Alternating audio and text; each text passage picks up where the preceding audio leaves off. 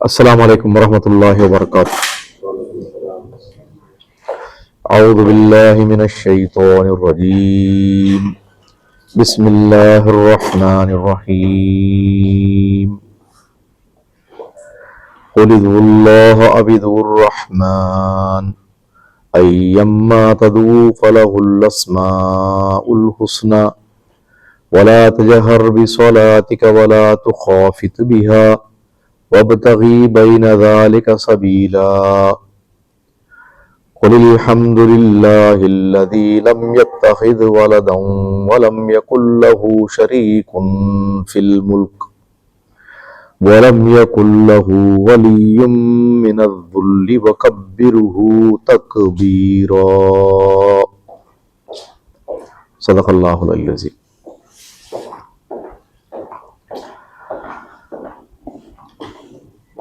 औज़ु बिल्लाहि मिनश शैतानिर रजीम। बिस्मिल्लाहिर रहमानिर रहीम। या अय्युहल मुद्दस्सिर कुम फअंज़िर वरब्बक फकब्बिर वसियाबक फतहिर वर्रुज्ज़ फहजुर। ప్రియమైన సోదరులారా, ఈ కార్యక్రమానికి విచ్చేసిన వారందరికీ స్వాగతం పలుకుతున్నాను. అల్లాహ్ సుబ్హానహు తఆలా మన అందరి ఈ కలయికలో మన అందరి విజ్ఞానాన్ని పెంపొందించుకోవడానికి మార్గము సుగమం చేయుగాక. నేర్చుకున్న విజ్ఞానాన్ని ఆచరణలో పెట్టి ఇహలోకంలోనూ పరలోకంలోనూ సాఫల్యం పొందే వాళ్లల్లో మమ్మల్ని అందరినీ చేర్చుగాక. ఆమీన్. పోయిన వారం మనమందరం కలిసి ఈదుల్ అద్హా పండుగ చేసుకున్నాం. పండుగ అనగానే సంతోషం వ్యక్తం చేయటం, తనకు నచ్చిన వస్తువులు తినటం, తనకు నచ్చిన పద్ధతిలో సమయం వెచ్చించటం, అదేవిధంగా తన ఇంటిల్లిపాది అనేక విధాలుగా సంతోష కార్యక్రమాలను నిర్వహించుకోవడం. ఇంకా ఉంటాయి విషయాలు అందులోనే, ప్రత్యేకంగా చెప్పే అవసరం లేదు, మనకు తెలుసు కాబట్టి. ఇక్కడ ఈ సందర్భంగా మనందరం ఒకరికొకరు శుభాకాంక్షలు చెప్పుకోవడం, ఒకరికొకరు సంతోషంగా ఉండాలని కోరుకోవడం, తన ఆకాంక్ష మరియు కోరికను తెలియపరచడం ఆనవాయితీగా కొనసాగుతూ వస్తున్న విషయం. ఇస్లాంలో కాకుండా ఇస్లామేతర ధర్మాల్లో కూడా ఇటువంటి వస్తువు కొనసాగుతూ వస్తుంది.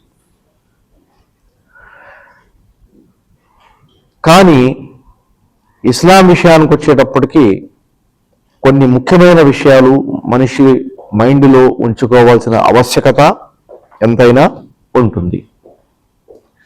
దాని గురించి మనం మాట్లాడుకునే ముందు నేను ప్రారంభంలో చదివినటువంటి ఆయతులను ఒకసారి తర్జుమాతో చూసుకుని ముందుకెళ్దాం.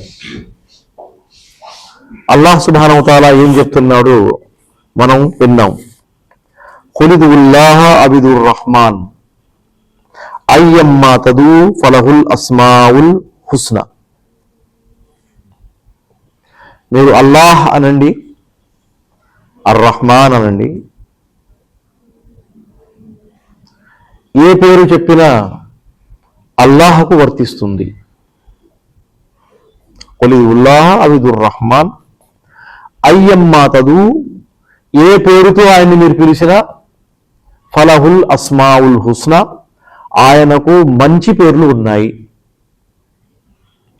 సుందర నామములు ఉన్నాయి. నామములు అంటే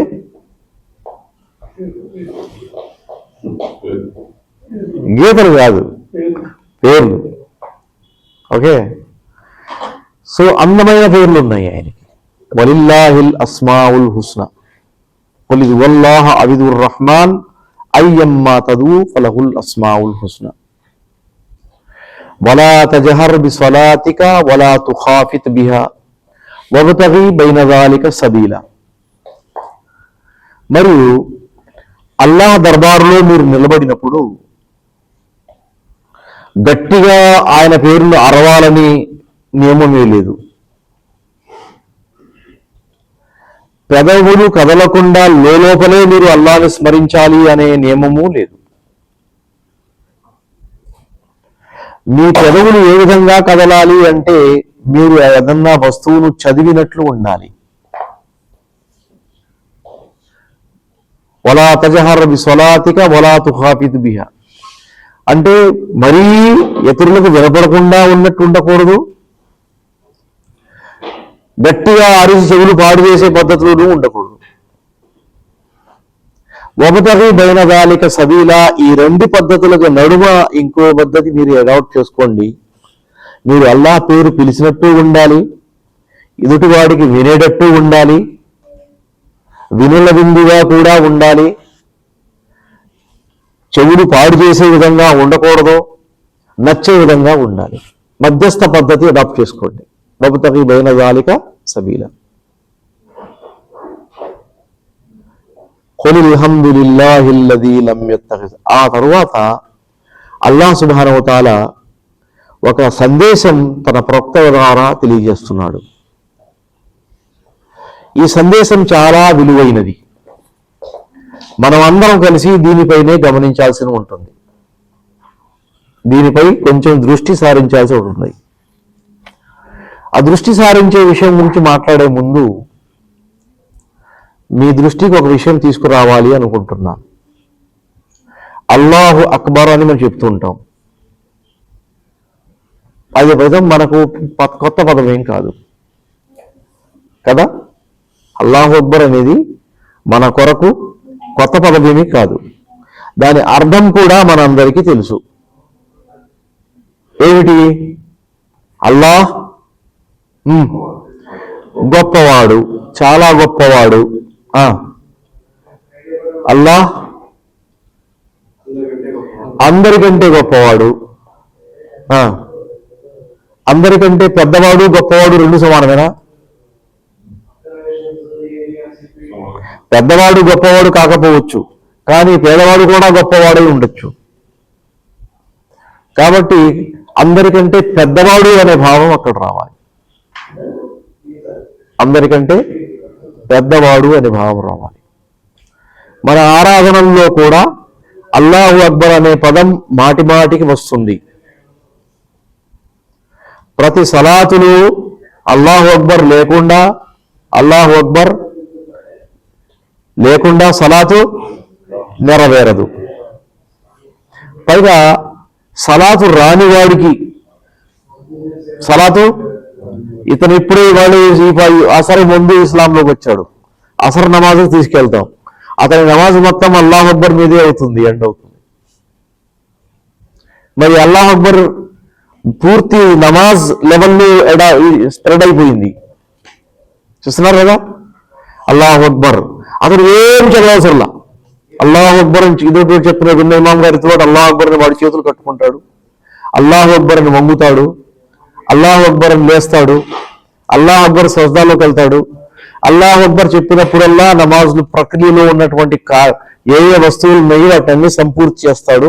అతని నమాజ్ పూర్తి అయిపోతుంది. అతను సూర ఫాతిహా నేర్చుకునే వరకు, సనా నేర్చుకునే వరకు, రుకులు సజ్దాలో చదివే దువాలు నేర్చుకునే వరకు, ఖురాన్ ఆయతులు నేర్చుకునే వరకు అతనుకున్న వెలుసుబాటు అల్లాహ్ అక్బర్తో సమాప్తమైపోతుంది. అది ముఖ్యమైనదైందా, పనికిరాయిందా? చాలా విలువైనది అల్లాహ్ అక్బర్. రెండో విషయం ఏంటంటే హజ్కెళ్ళేటప్పుడు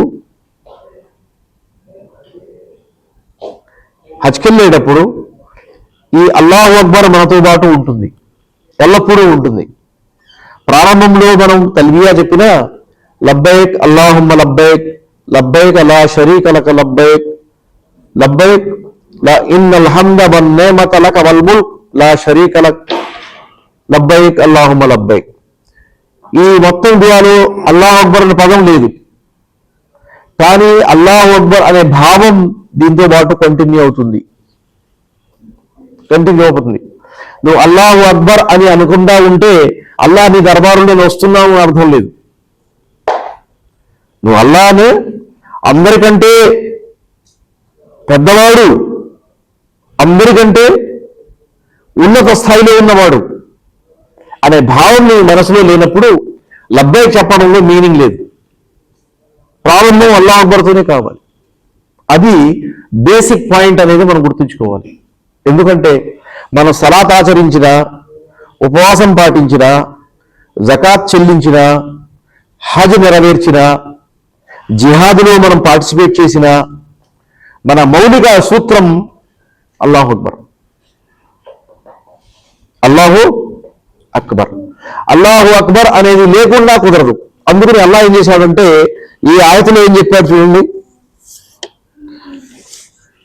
సూరత్ బఖరాలో ఉపవాసానికి సంబంధించిన ఆయతులన్నీ ఒకే చోట ఉన్నాయి. మీరు గమనించి ఉంటారు. 182 నుంచి ప్రారంభమవుతాయి. 6 ఆయతులు ఉన్నాయి. ఈ 6 ఆయతుల్లో ఒక చోట అల్లాహ్ అన్నాడు ఏమని, యురీదుల్లాహు బికుముల్ యుస్ర వలా యురీదు బికుముల్ ఉస్ర. ఉపవాసం పాటించండి అనే ఆదేశం ఇచ్చాడు. మీరు ప్రయాణంలో లేకుండా ఉంటే, మీరు ఆరోగ్యంతో ఉంటే, మీరు నిలకడ స్థాయిలో ఉంటే ఉపవాసం లేకుండా మీరు ఉండకూడదు. మీ పొట్టలో ఏం దెక్కకూడదు, కాలిపోవడం. పొరపాటున మీరు ఏదన్నా ఆలస్యం అయిపోయింది, ఉపవాసం పాటించకపోయినా మీరు ఆ పూట తినకూడదు. చూసారా? ఉపవాసం చెప్పాడు, అది కఠినమైన పని. మనందరం చిన్నప్పుడు ప్రాక్టీస్ చేశాం కాబట్టి అది మనకు కఠినంగా అనిపించడం లేదు.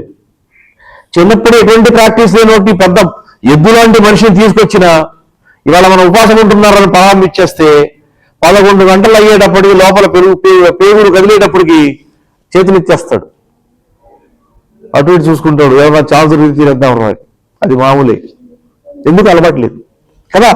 మరి అల్లాహ్ అన్నాడు యురీదుల్లాహు బికుముల్ యుస్రా, ఈ పని మీకు ఇవ్వటం జరిగింది, ఇందులో కష్టం ఉంది, అయినప్పటికీ మిమ్మల్ని కష్టపెట్టడం అల్లాహకు ఇష్టం లేదు. చూసారా? యురీదు బికుముల్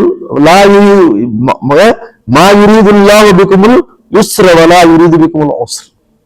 మీకు ఈజీ చేయాలి అనుకుంటున్నాం మేము. ఈ ప్రాక్టీస్ ద్వారా వస్తువు మీకు ఈజ్ అవ్వాలి, తేలిక అవ్వాలి, అలవాటు పడాలి. దీనివల్ల మీకు మంచి పని లాభం చేకూరాలి.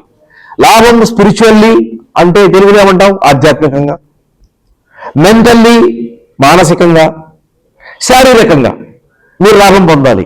యురీదుల్లాహు బికుముల్ యుస్ర వలా యురీదు బికుముల్ ఉస్ర వలితుక్మిలుల్ ఇద్దత. మేము ఎన్ని రోజులు ఉపవాసాలు పాటించాలి అని ఫిక్స్ చేశామో అన్ని రోజులు మీరు ఉపవాసాలు పాటించాలి. లితుక్మిలుల్ ఇద్దత వలితుకబ్బిరుల్లాహ అలా మా హదాకుం. అల్లాహ్ సుబ్హానహు వ తఆలా మీకు సన్మార్గము, సద్బుద్ధి ప్రసాదించి ఉపవాసం పాటించాలనే ఆలోచన పుట్టించాడు. ఉపవాసం పాటించడానికి కావలసిన శక్తి, సామర్థ్యం ప్రసాదించాడు. తదనుగుణంగా మీరు దాన్ని ప్రాక్టీస్ చేయడానికి కూడా కావాల్సిన సరంజామా అరేంజ్ చేశాడు. వాళ్ళు తుకబ్బిరుల్లా అలా మా హదాకుం. హదాకుం అంటే అన్ని వస్తువులు అందులో వచ్చేస్తాయి. తుకబ్బిరుల్లా, అల్లాహు అక్బర్ చెప్పండి. అందుకు నేను చెప్తాను ఈద్ పండుగ అల్లాహు అక్బర్, అల్లాహు అక్బర్, అల్లాహు అక్బర్, లా ఇలాహ ఇల్లల్లాహు, అల్లాహు అక్బర్, అల్లాహు అక్బర్ వలిల్లాహిల్ హమ్ద్. ఇది మనం కూర్చున్నప్పుడు చదివే తక్బీర్, పండగ ముందు చదివే తక్బీర్. నమాజ్లో 12 సార్లు అల్లాహు అక్బర్, అల్లాహు అక్బర్, అల్లాహు అక్బర్, అల్లాహు అక్బర్ కదా. చూసారా? మాషాల్లా. ఈ వస్తువు ఏంటంటే మీరు అల్లాహ్ సుబ్హానహు వ తఆలా యొక్క ఘనతను, గొప్పతనాన్ని, ఆయన యొక్క పెద్దతనాన్ని, ఆయన ప్రసాదించినటువంటి ఏదైతే వస్తువులు మీకు అనుగ్రహ రూపంలో దొరికాయో ఆ అనుగ్రహాలకు మీరు యాజ్ ఎ రెస్పాన్స్, ప్రతిచర్యగా, ప్రతిక్రియకి ప్రతిచర్య తేడా నాకు తెలియదు, చెప్తూ మాత్రం ఉన్నాను. రెస్పాన్స్ ఆయన మీరు అల్లాహు అక్బర్ చెప్పాలి. అంటే నేను ఆరోగ్యంతో ఉన్నాను, ఇది అల్లాహ్ ప్రసాదం. నేను ఉపవాసం పాటిస్తున్నాను, ఇది అల్లాహ్ ప్రసాదం. నేను ఉపవాసంలో ఆకలితో బాధపడ్డాను, కానీ ఉపవాస సమాప్తి విరమణకు అల్లాహ్ సుబ్హానహు వ తఆలా అనుమతి ఇచ్చాడు. సాయంత్రం అవగానే విరమణ చేసుకోవడానికి ఆదేశం ఇచ్చాడు, కంటిన్యూ చేయడానికి అనుమతి లేదు. అందుకని అక్కడన్నా కనీసం మనం గుర్తించి ఎక్కడున్నా బ్రేక్ దొరికింది అల్హమ్దులిల్లాహ్ అని చెప్పడానికి కూడా ఆస్కారం ఉంది కదా. ఆ కంటిన్యూటీ సంవత్సరం మొత్తం పాటించే అవసరం లేదు, అందుకని ఒక నెల లిమిట్ చేయడం జరిగింది. అందుకని అల్లాహ్ అక్బర్ చెప్పండి అంటున్నారు కదా. హజ్ విషయానికి వచ్చేటప్పటికి అల్లాహ్ అక్బర్ ఉందా లేదా? మినాలో అల్లాహ్ సుబ్హానహు వ తఆలా సూరా బక్రాలో చెప్తున్నాడు, వజ్కురుల్లాహ ఫీ అయ్యామిన్ మాలూమాత్. అయ్యామిన్ మాలూమాత్ మీన్స్ మీకు తెలిసినటువంటి ప్రత్యేక దినములు. అంటే హజ్ అనగానే హజ్కి సంబంధించి కొన్ని ప్రత్యేక విషయాలు మరియు ఆరాధనలు మరియు ఉపాసనలు. ఇక్కడ ఇది చేయాలి, ఇక్కడ ఇది చేయాలి, ఇక్కడ ఇది చదవాలి, ఇక్కడ ఈ పని రావాలి, ఇక్కడ ఈ పని రావాలి అనే లిమిటేషన్స్ అనండి, లేకపోతే ఆదేశాల యొక్క పరంపర అని చెప్పండి, ఇది మీకు తెలుసు. ఎవరికి తెలుసు? ముస్లింలకు తెలుసు. ముస్లింలు కాని వాళ్ళకి ఖలీల్ భాయ్ తెలియదు కదా. కానీ అల్లాహ్ అన్నాడు వాళ్ళకు కూడా తెలుసు. ఎందుకు? ముహమ్మద్ సల్లల్లాహు అలైహి వసల్లం ప్రవక్తగా నిలబడక ముందు అక్కడ ఉన్న మక్కాలో వాళ్ళందరూ హజ్ చేసేవారు. వాళ్ళందరూ మేము ఇబ్రాహీం అలైహిస్సలాం గారి సంతానం అని చెప్పుకునేవాళ్ళు. కాబతుల్లా చుట్టూ తవాఫ్ చేసేవాళ్ళు, సఫా మర్వా ముందు మధ్య సయి చేసేవాళ్ళు, మినాలో వెళ్ళి కుర్బానీ చేసేవాళ్ళు, అరఫాత్లో వెళ్ళి వచ్చేవాళ్ళు, అన్ని పనులు చేసేవాళ్ళు. కానీ మినాలో ప్రత్యేకంగా ఎప్పుడైతే అరఫా నుంచి తిరిగి వచ్చేశారో, అరఫా నుంచి తిరిగి మినాలోకి వచ్చిన తర్వాత మినా యొక్క రూపురేఖలు మారిపోతాయి. ఎందుకంటే హజ్ రోజు అరఫా, దాని తర్వాత మరుసటి రోజు మినాలో మొదటి రోజు. అవునా? మినాలో మొదటి రోజులో జరిగే కార్యక్రమాల్లో ఏం మిగులుద్ది మీకు? కుర్బానీ, తవాఫ్, సయి, వెంట్రుకలు శిరోమండనం, రాళ్ళు రువ్వటం ఉన్నాయి కదా. మరి ఆ రోజు మొదటి కార్యక్రమాల్లో ఇంకో వస్తువు కూడా ఉంది.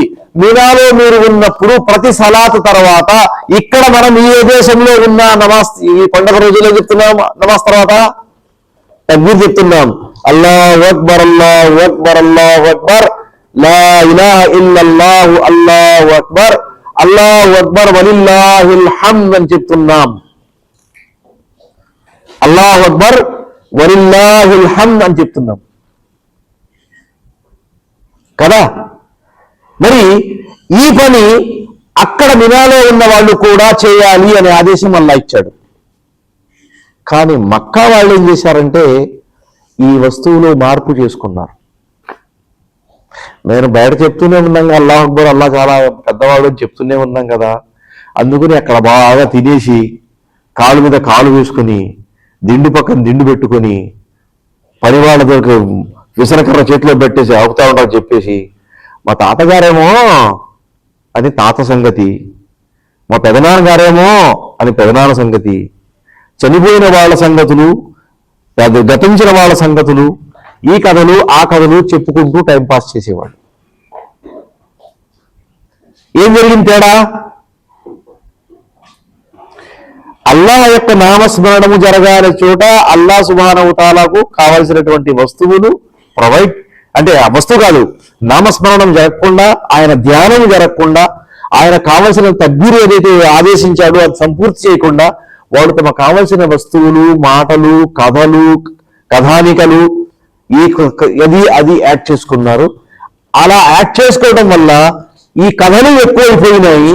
అల్లాహ్ సుబ్హానహు వ తఆలా సంస్మరణ తగ్గిపోయింది, సన్నగిలిపోయింది. తత్కారణంగా అది యాజిఫ్ పూర్తిగా లేకుండా పోయింది. అల్లాహ్ అన్నాడు ఉజ్కురుల్లాహ ఫీ అయ్యామిన్ మాలూమాత్. అయ్యామిన్ మాలూమాత్ అంటే హజ్ అరఫా తర్వాత రోజు, ఈ రోజు, ఆ తర్వాత అయ్యాము తష్రీఖ్ మొదటి రోజు, తర్వాత రోజు, టోటల్ ఎన్ని రోజులని? 1, 2, 3, 4 రోజులు. ఈ 4 రోజులు మీరు అల్లాహు అక్బర్ చెప్పండి. మాలూమాత్ అంటే మీకు తెలిసిన ఈ రోజులు. హజ్ అంటే ఏమి తెలియని వాడికి తెలిసిన రోజుల్లో ఉంటాయి. వాడు పుట్టినరోజు ఉంటుంది, వాడు తాతగారు చచ్చిపోయిన రోజు ఉంటుంది, వాడు తెలిసిన రోజులు ఉంటాయి. ఆ రోజులు కాదు. అక్కడ అల్లాహ్ అక్బర్ చెప్పాల్సిందే కదా. రాళ్ళు రువేటప్పుడు ఏం చేస్తారు? మీరు హజ్ చేసిన వాళ్ళు ఉన్నారా? ఎవరు లేరా? చాలా యంగ్ జనరేషన్ మాషాల్లా. హజ్ రాళ్ళు రువేటప్పుడు కూడా అల్లాహ్ అక్బర్ చెప్తాం. తవాఫ్ ప్రారంభించేటప్పుడు అల్లాహ్ అక్బర్ చెప్తాం. పర్వతాల రెండు మధ్య పరుగులు తీసే ముందు కూడా అల్లాహ్ అక్బర్ చెప్తాం. రైట్? అనేక లక్షల మంది ఈ రెండు కొండల మధ్య పరుగులు తీస్తారు. ఏముంటే వాళ్ళు పరుగులు తీస్తారు? ఎవరైనా డబ్బులు ఇస్తారని పరుగులు తీస్తున్నారా? పైగా డబ్బులు ఖర్చు చేసుకుని అక్కడ వస్తున్నారు. రైట్? ఒక విషయం ఇక్కడ గుర్తు చేస్తున్నా, మీరు కోపడమాకండి, మీకు తెలిసిన వస్తువే. హజ్కి వెళ్ళిన ఎంతమంది సహీ చేస్తారు? ఎవరైనా మిస్ అవుతాడా? ఎంతమంది తవాఫ్ చేస్తాడు? ఎవరైనా మిస్ అవుతాడా? అరఫాలో ఎంతమంది వెళ్తారు? ఎవరు మిస్ అవుతారా? మినాలో ఎంతమంది ఉంటారు? ఎవరు మిస్ అవుతారా? ఇంకా మిగిలింది అంటే 3 లక్షల మంది, 30 లక్షల మంది మాషాల్లా వీళ్ళందరూ ఈ కార్యక్రమాలు చేస్తారు. ప్రశ్న ఏంటంటే వీళ్ళందరి దగ్గర అల్లాహ్ సుబ్హానహు వ తఆలా స్వీకరిస్తాడా?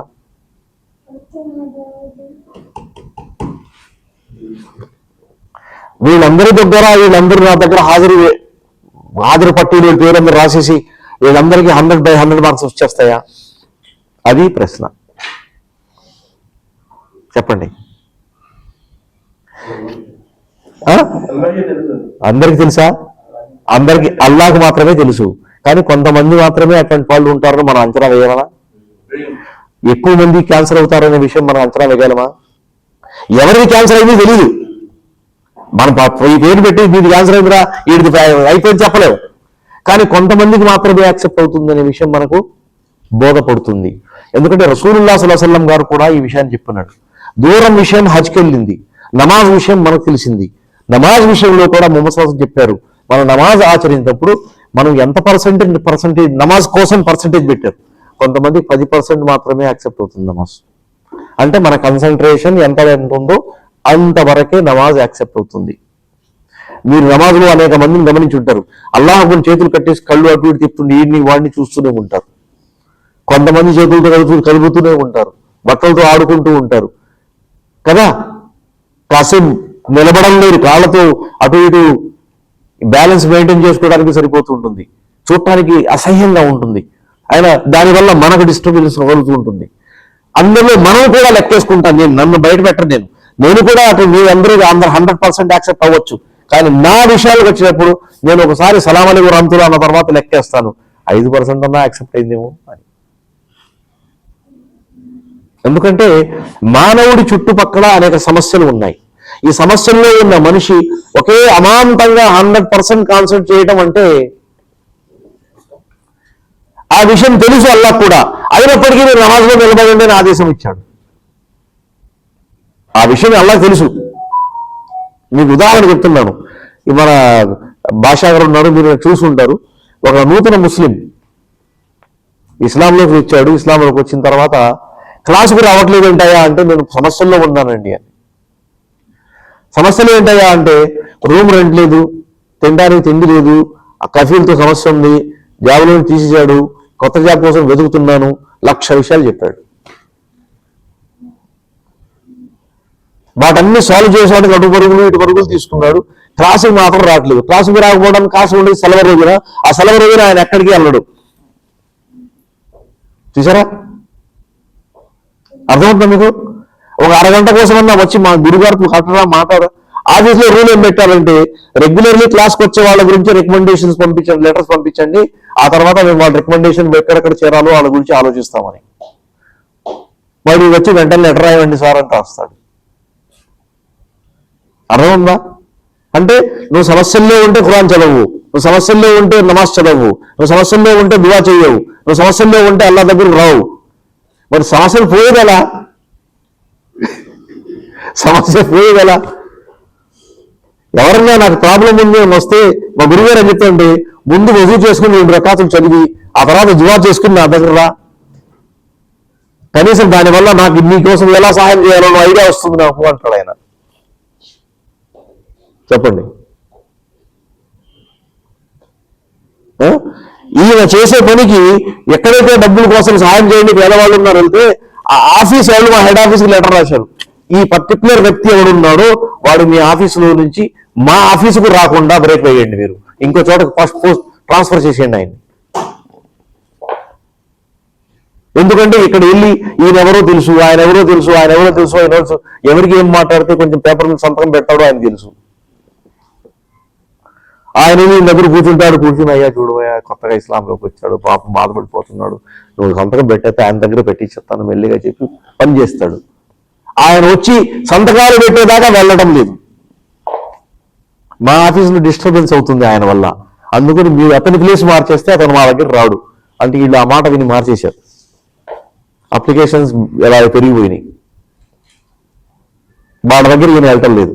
కొత్త మనిషి పెడితే కొత్త మంది సీటు వదలకుండా ఎక్కడ కూర్చుని ఏంటి ఆ విషయం ఇది నేను ఫోన్ చేస్తాను అక్కడ పెట్టు, ఆ ఫోన్ చేసుకొని ఈ కూడా అప్లికేషన్ ఎవరు తీసుకోవట్లేదంటాయా అని ఆ పేపర్ రాసేస్తాడు ఒక సెంటెన్స్. ఎవరు వస్తే మీ అప్లికేషన్ టేక్ ఇట్ బ్యాక్ అని ఇచ్చేస్తాడు.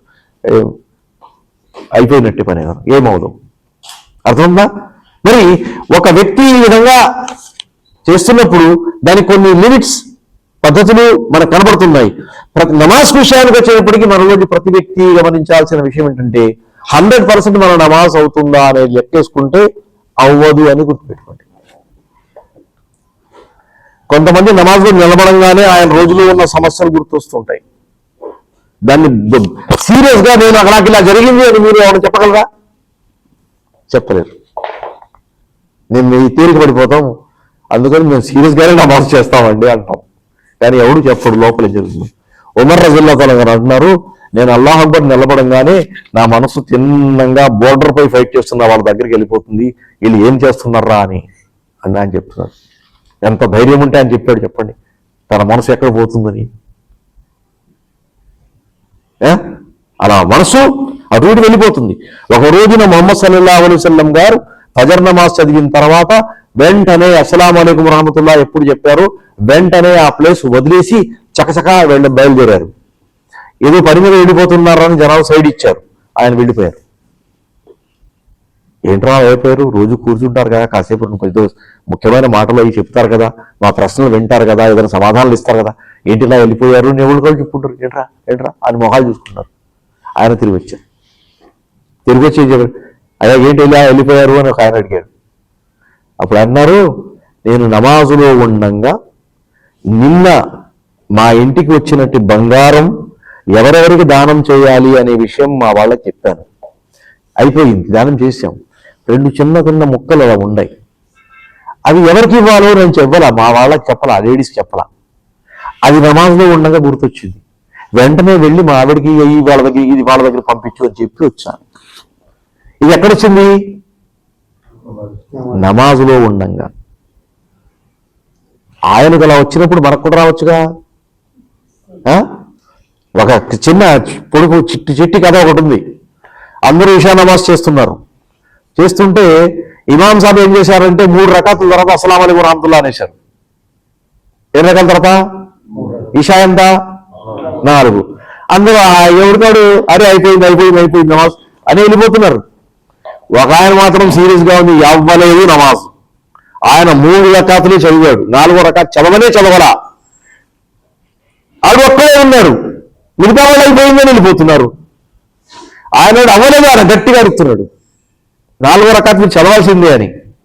నువ్వంటే సీరియస్గా అంత గట్టిగా చెప్తున్నావంటే, అవును నాకు 4 షాపులు ఉన్నాయి, ప్రతి షాపు ఒక్కొక్క రకాతులో లెక్కేస్తాను, నేను 3 షాపులు లెక్కలే తీసా, ఇంకో లెక్క మిగిలింది. అదేగా మరి ఆయన రుకు చేస్తున్నాడు, సజా చేస్తున్నాడు, అస్సలాము అలైకుం రహమతుల్లాహ్ అనేటప్పటికి పూర్తి చేస్తున్నాడు. చాలా సీరియస్ గా 2 in 1 ఏదంటామా తెలుగు ఏదో అంటాం కదా, ఇది మల్టీ ఫంక్షనల్ ఏదో చెప్తారు మైండ్ ని. ఓకే, పర్సనాలిటీ ఏదో అంటారు కదా, మల్టీ పర్సనాలిటీ. అది సంగతి. అలా ఉండకుండా ఏకాగ్రతతో మనం 100% చేయాలి అనుకుంటే చెయ్యలేనిది అది, కానీ మనం చేస్తూనే ఉండాలి. ఆ విషయం అలా తెలుసు.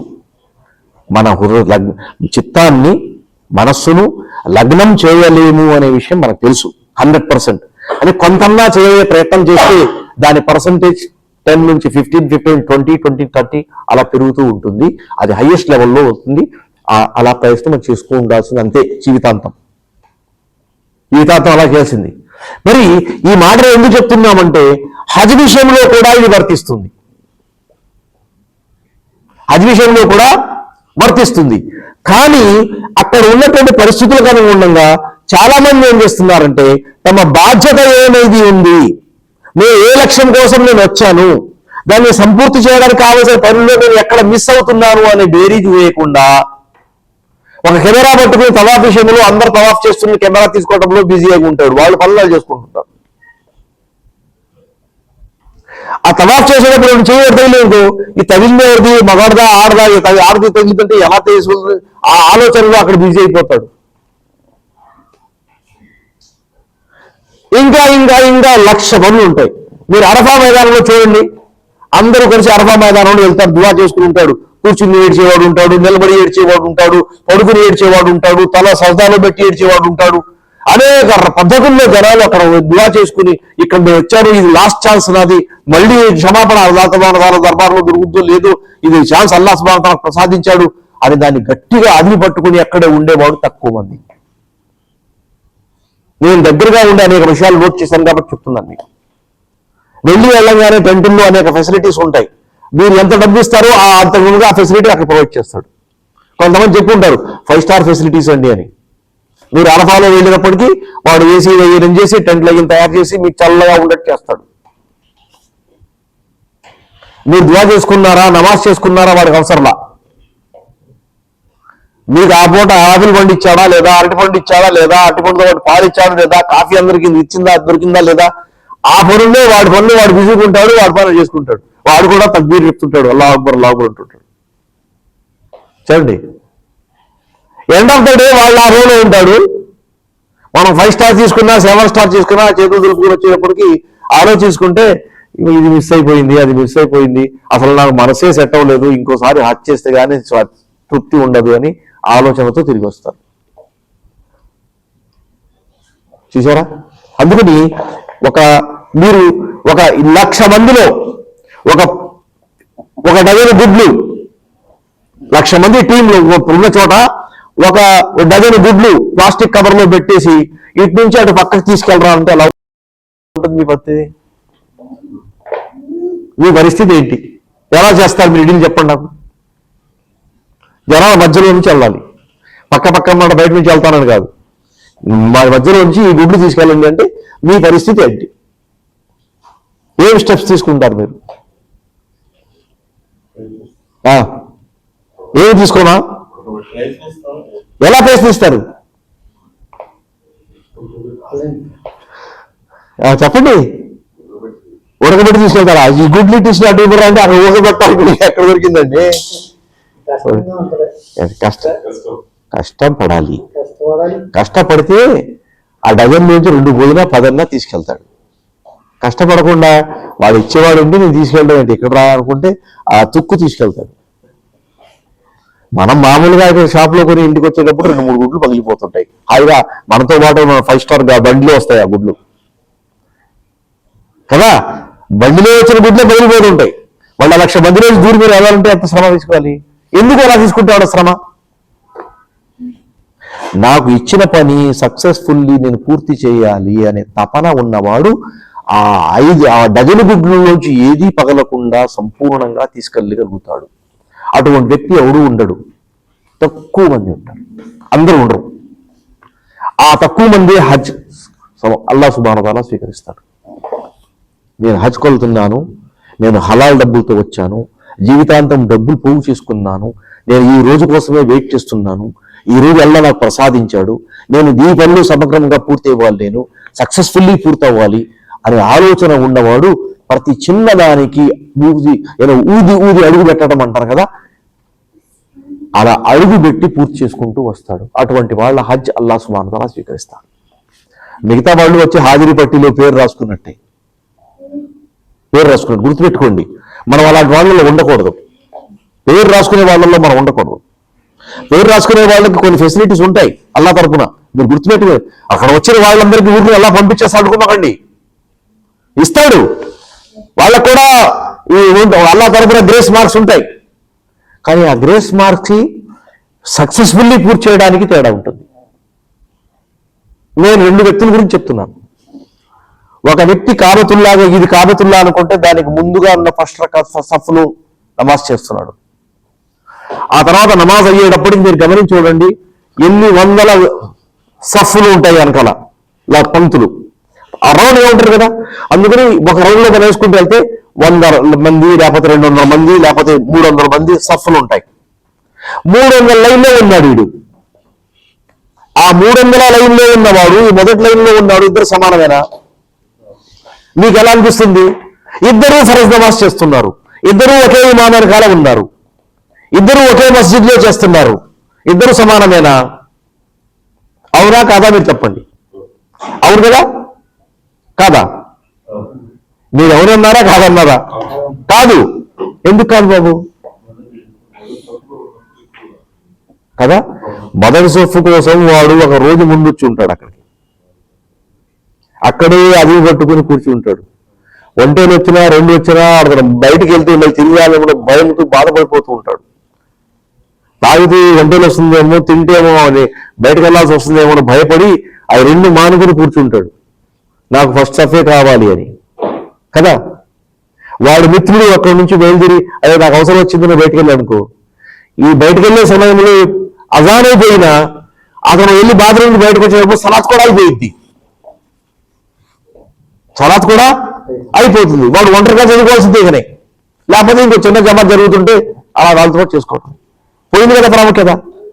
ఈ కాబా నుంచి ఎంత డిస్టెన్స్ పెరుగుతుంటుందో అదే విధంగా ఆ ప్రతిఫలం అనేది తగ్గుతూ ఉంటుందండి. మన మస్జిద్లో కూడా అంతే లెక్క, మన మస్జిద్లో కూడా అంతే లెక్క. మొదటి సఫ్ఫులో ఉన్నటువంటి పుణ్యం వెనకాల మస్జిద్ వెనకాల లైన్లో ఉన్నటువంటి పుణ్యాన్ని తేడా ఉంటుంది. ఇద్దరు ఒకే మస్జిద్లో ఉంటారు, తేడా ఉంటుంది. అందుకని మొదటి సఫ్లో వచ్చి కూర్చోండిరా బాబు అని సలహా ఇచ్చారు. నాలాంటి వాళ్ళు తెలిసి కూడా వెనకాల ఉంటారు.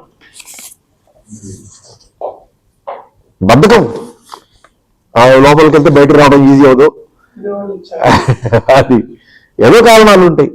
కొంతమంది చిన్నగా రాగానే మా లాస్ట్ గోడ పెట్టుకుని హాయి గోడ అంటుకుని కూర్చుంటారు. మొదటి మొదట్లో వాడు మస్జిద్ వచ్చినా కూర్చునేది వెనకాల. ఎందుకు అంత కష్టం మీకు? కదా కదా, అది మరి ఇది ఏంటంటే మనిషికి దాని పట్ల ఉన్నటువంటి పట్టు ఏదైతే కావాలో అది పట్టు లేకపోవటం, బలహీనత, లేజినెస్.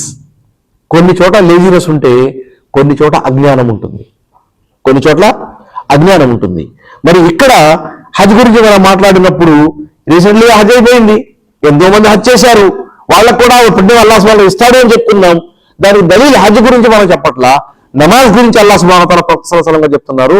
ఏమని చెప్పారంటే అల్లాహ్ సుబ్హానహు తఆలా అంటాడు, నమాజ్ అయిపోయిన అస్సలాము అలైకుం రహమతుల్లాహ్ అనగానే మలాయికతో అల్లాహ్ సుబ్హానహు తఆలా అంటాడు ఏమని, ఈ నమాజ్కి వచ్చిన వాళ్ళందరికీ పేర్లు రాసుకోండి, వీళ్ళందరి పేర్లు రాసుకోండి, మీ దగ్గర ఉన్న పుస్తకాలు నోట్ చేసుకోండి అంటే మలాయికా చెప్తారంట, అల్లా ఈడున్నాడే ఎర్ర టోపీ వాడు, ఈడొచ్చాడు, అందులో గౌస్ బాషా గారిని కలవడానికి వచ్చాడు. ఎక్కడికి వచ్చాడు? ఇషా నమాజ్కో ఫజర్ నమాజ్కో మస్జిద్కి వచ్చాడు. వాడు ఉద్దేశం నమాజ్ చేయడం కాదు, ఆ నమాజ్కి వెళ్తే ఆయన దొరుకుతాడని, ఆయన దొరుకుతాడని వచ్చాడు. వాడు ఉద్దేశం నమాజ్ కూడా లేదు, ఆ మనిషిని క్యాచ్ చేయాలని కదా. అప్పుడు మలాయికా అంటారు అల్లాహ్ సుబ్హానహు తఆలా ఇలా వచ్చాడు, అల్లా అంటాడు వాడు వచ్చాడు ఏదో ఉద్దేశంతో వచ్చాడు, కానీ ఇక్కడ మంచి ఉద్దేశంతో ఉన్న వాళ్ళతో జాయిన్ అయ్యాడుగా, వాడి పేరు రాసుకోండి, వాడి పేరు కూడా రాసుకోండి. ఇది అల్లాహ్ సుబ్హానహు తఆలా ప్లస్ పాయింట్ మనకి ఇచ్చారు కాబట్టి ఆ పేరు అక్కడ ఆ పూట ఉంటుంది. జుమా విషయం కూడా మనం గుర్తుపెట్టుకోవాలి. కానీ జుమాకు మనం వస్తాం, జుమా ఖుత్బా ప్రారంభం నుంచి చివరి వరకు ఒక సెక్షన్ జుమా ఖుత్బా. జుమా ఖుత్బా ప్రారంభం కాకముందు ఏముంటుంది? ఇమాం గారు మింబర్ పై కూర్చుంటారు. ఎప్పుడైతే ఇమాం గారు అస్సలాము అలైకుం రహమతుల్లాహి అలైహి వచ్చి మింబర్ పై కూర్చుంటారో ఆ తర్వాత వచ్చే వాళ్ళు ఎవరైతే ఉంటారో వాళ్ళ పేర్లు జుమాలో వచ్చిన వాళ్ళ పేర్లతో యాడ్ అవ్వవు. అర్థమైంది మీకు? నమాజ్ కోసం జుమా కోసం జనాలు వస్తూ ఉంటారు. గేటు పక్కన మలాయికా కూర్చుని వచ్చే వాళ్ళ మరి పేర్లు రాసుకుంటుంటారు. ఎప్పుడైతే ఇమాం సాబ్ గారు అస్సలాము అలైకుం రహమతుల్లాహి మింబర్ పై కూర్చుంటారో ఆ పేర్లు రాసే మలాయికా ఏం చేస్తారంటే ఆ పుస్తకాన్ని మూసేసి పెన్ను పక్కన పెట్టేసి ఖుత్బా వినటంలో బిజీ అయిపోతారు. వాళ్ళు రెస్ట్ తీసుకుంటారు. ఇక్కడ ఆ తర్వాత వచ్చే వాళ్ళ పేర్లు అందుట్లో ఉంటాయా, యాడ్ అవుతాయా? అవు. కానీ అతను జుమ్మా చదివిన సవాబులు అతన్ని మలాయికా ఇతరున్నా మలాయికా రాసుకుంటారు, కానీ ఆ మలాయికా లిస్ట్ లో ఉండదు. అర్థమైందా? రేపు జుమా వచ్చిన వాళ్ళ పేర్లు ప్రెజెంట్ చేయండి అంటే ఈ పేర్ల పట్టికలో ఉన్న వాళ్ళకి ఇక్కడ ఉన్న వాళ్ళకి మ్యాచ్ ఎక్కడ అవుతుందో వాళ్ళకి అడ్వాంటేజ్ ఎక్కువ. రెండు పుస్తకాల్లో ఉంది కదా పేరు. వాడు అతను కిరామన్ ఖాతా రాసుకున్న లిస్ట్ అయినా ఉంటుంది చదివాడు అని. జుమాకు వచ్చాడు, ఆ జుమాకు వచ్చాడు అంటే వాడి పుణ్యం తగ్గిపోతుంది. నార్మల్ సలాత్ చేసిన లెక్కల్లో ఉంటుంది. అందుకని మనం చాలా మంది ముస్లిం సోదరులు ఈ మధ్య చూస్తున్నాం, అజా ఎప్పుడు అవుతుందిరా అని చూస్తుంటారు, అప్పుడు వస్తారు. అజా అయిన తర్వాత రావాలి అనే ఒక రూల్ ఒకటి ఉంది, గుర్తుపెట్టుకోండి. అజాన్ అయిన తర్వాత రావాలి అనే ఒక రూల్ ఉంది.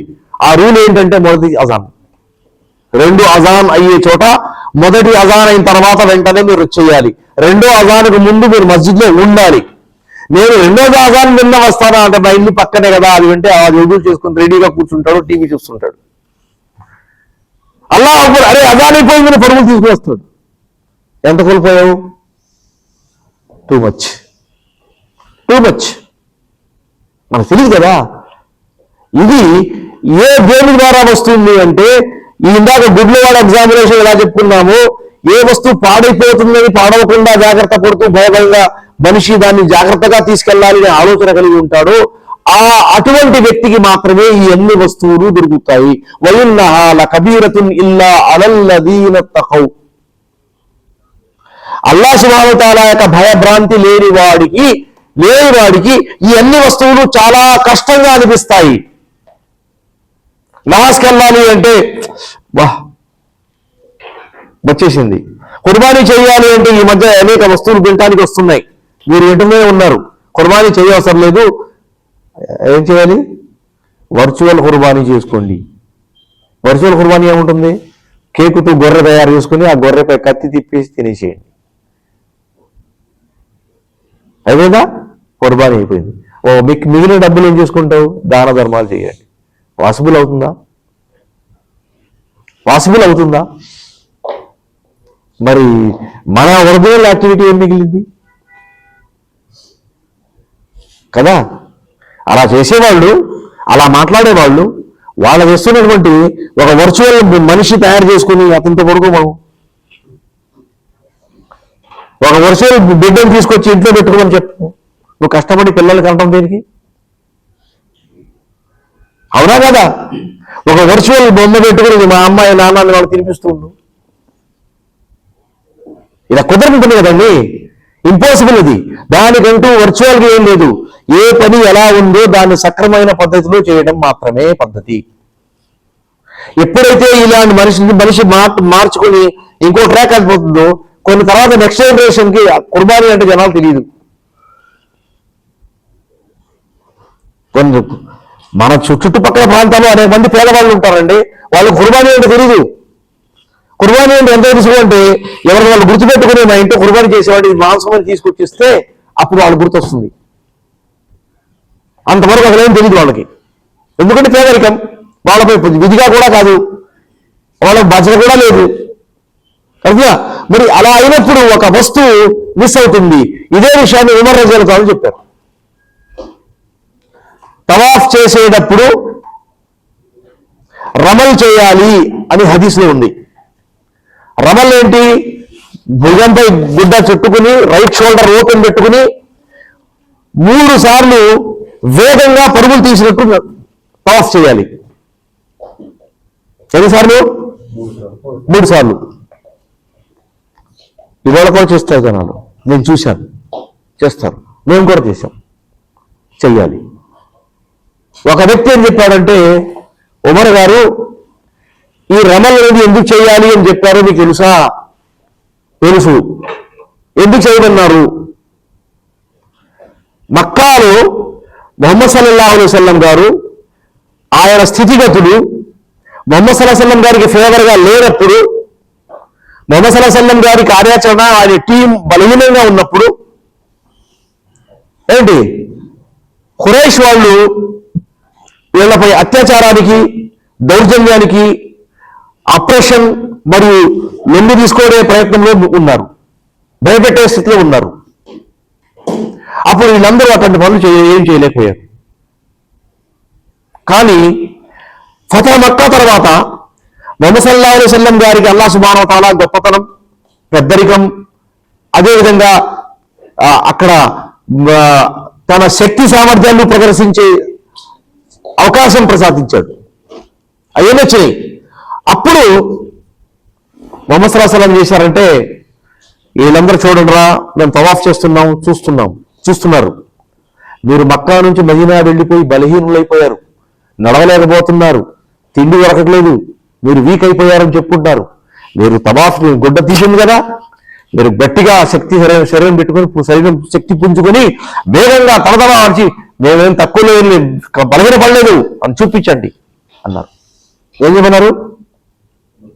మేము బలహీన పడలేదు అని వాళ్ళకి చూపించండి. వాళ్ళు అక్కడ దూరంగా కూర్చొని చూస్తున్నారు మేము తవాఫ్ చేస్తుంటే. ఇప్పుడు ఇలా తయారు చేసి అప్పుడు ఫతహ్ మక్కా తర్వాత మక్కా మొత్తం చేతుల్లోకి వచ్చేసింది. ఇప్పుడు ఎవరికి చూపించేది? చూసేవాళ్ళు ఉన్నారు, నవ్వేవాళ్ళు ఉన్నారు, వాళ్ళు మనం ఎందుకు పరిగెత్తాలి? అందుకని ఆ పరిగెత్తాలి అనే విషయాన్ని, రమల్ అనే వస్తువుని క్యాన్సిల్ చేసేయండి అన్నారు. ఉమర్ అన్నారు, లేదు, అది ఖయామత్తకు ఉండాల్సింది, దాని లాభాలు వేరే వాళ్ళకి తెలుసు, నీకు తెలియకపోవచ్చు, అది ఉండాల్సింది. అందుకని ఇవాళకి ఆ రమల్ ఉంది. అదేవిధంగా సహీ సందర్భంగా గ్రీన్ లైట్ ఏరియాలో పరుగులు తీయడం కూడా ఉంది కదా. వర్చువల్లీ ఏం కాదు, అదే 60 పొద్దున వర్చువల్లీ రేపు కాబా మేము మెంటల్లీ తయారు చేసుకుంటాం, ఇక్కడే సహీ చేసుకుంటామని లెక్కుంటే ఇంకా అదేం మిగిలింది? అర్థమవుతుందా? ఆ వర్చువల్ పని చెప్పేవాడు వేరే వాళ్ళు ఉన్నారు, వాళ్ళకి ఇచ్చుకో, వాళ్ళకి నచ్చితే వాళ్ళు పెట్టుకుంటారు. గాలిపటాలు ఎగిరేసే వాళ్ళు, ఇంకో విధంగా ఇంకో వద్ద చేసే వాళ్ళకి వర్చువల్ వచ్చి వాళ్ళు తీసుకుంటారు వచ్చేసి. కానీ మనకున్నటువంటి ఈ వస్తువులు వర్చువాలిటీకి ఛాన్స్ లేదు. రియల్లీ మన లైఫ్ ఉనికిలోకి రావాలి. ఈ వస్తువు దీనికి ముడిపడింది. రండి విషయం మార్చి బయటకు వెళ్ళిపోయే ముందు ఇక్కడ ప్రవక్త సల్లల్లాహు అలైహి వసల్లం గారు ఏం చెప్తున్నారు చూడండి.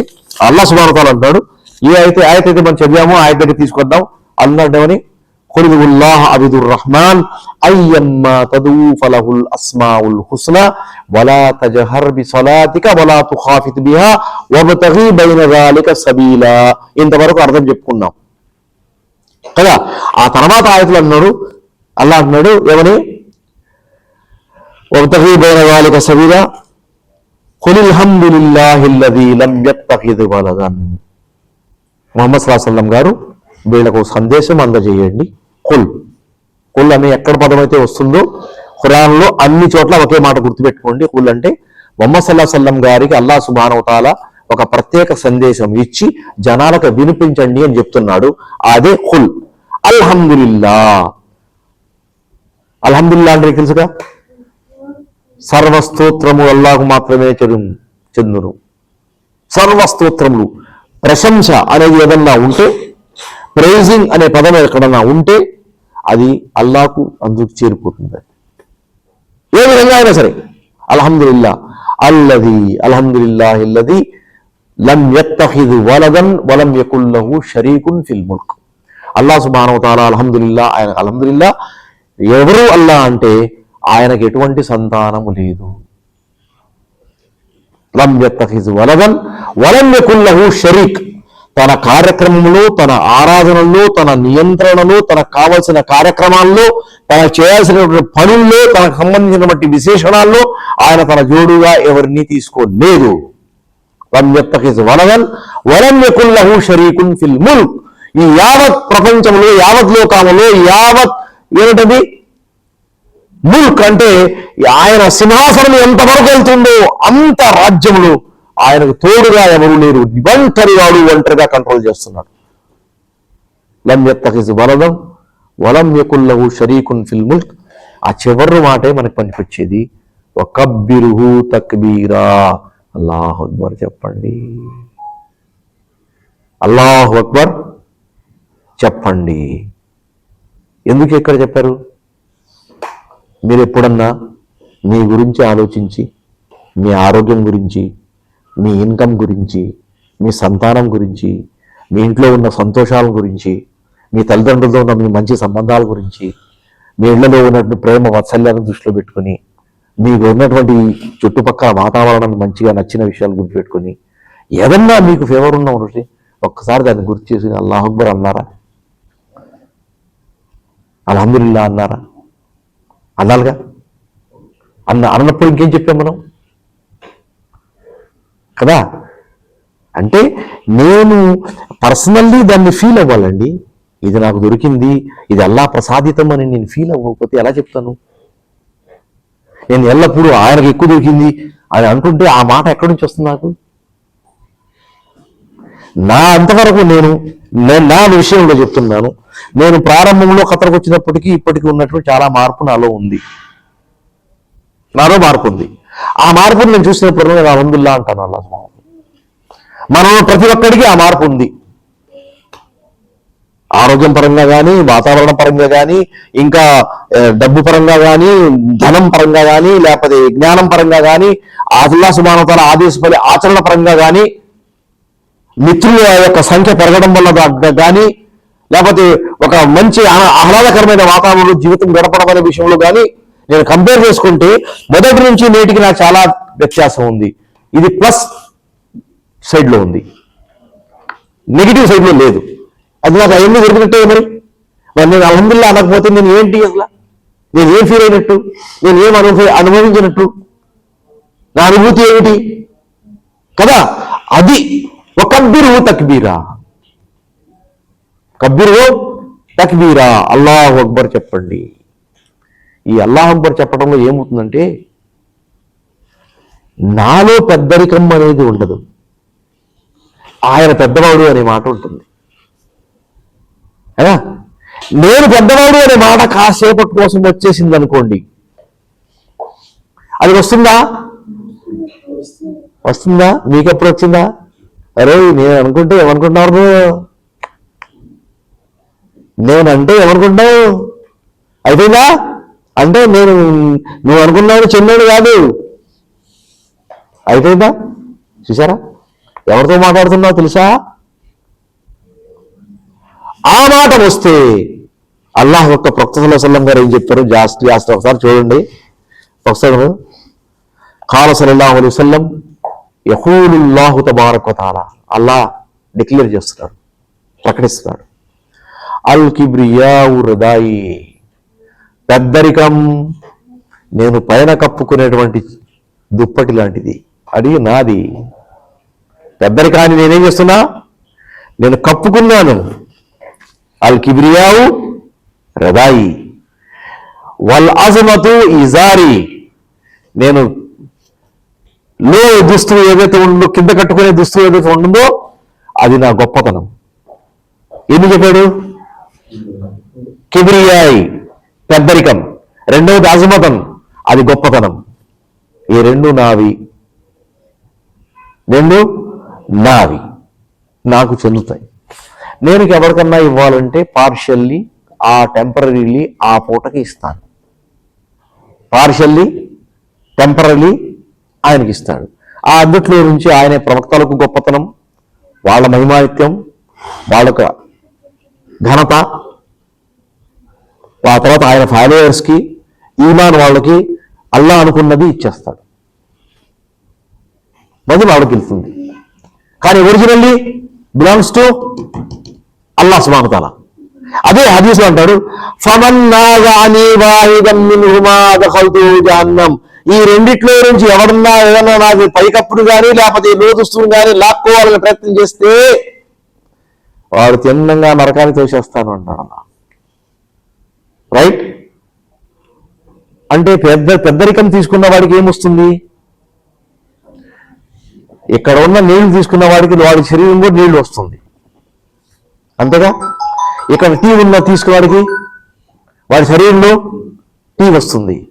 ఈ బాటిల్లో పెద్దరికం ఉంటే తాగిన వాడికి పెద్దరికం వస్తుంది. పెద్దరికం వచ్చితే ఏమవుతుంది? ఫస్ట్ రిజల్ట్ ఆఫ్ ద పెద్దరికం అహంకారం.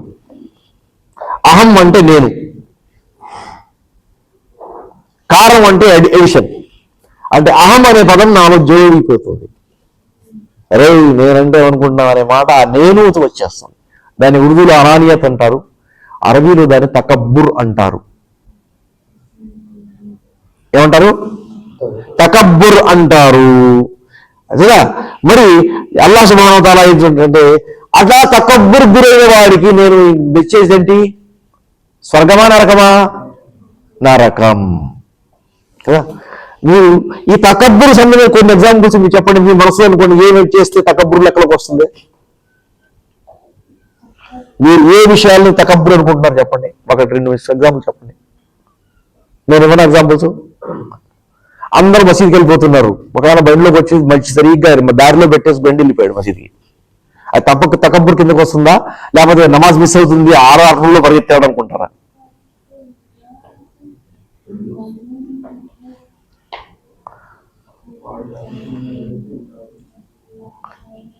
ఎవడన్నా బుద్ధిమంతుడు దారిలో పెడతాడండి? నన్ను ఎవడేం చేస్తాడులే అనుకున్నవాడేగా పెడతాడు, అంతేగా. మనం ఆలోచించని చోట ఆ వస్తువు ఉండవచ్చు. నేను ఉదాహరణ ఎందుకు ఇస్తున్నానంటే, మనం గమనించని చోట ఆ వస్తువు ఉండొచ్చు. ఆ వస్తువు యొక్క ప్రతిఫలం జహన్నం అని మనం చేసుకున్నాం కదా.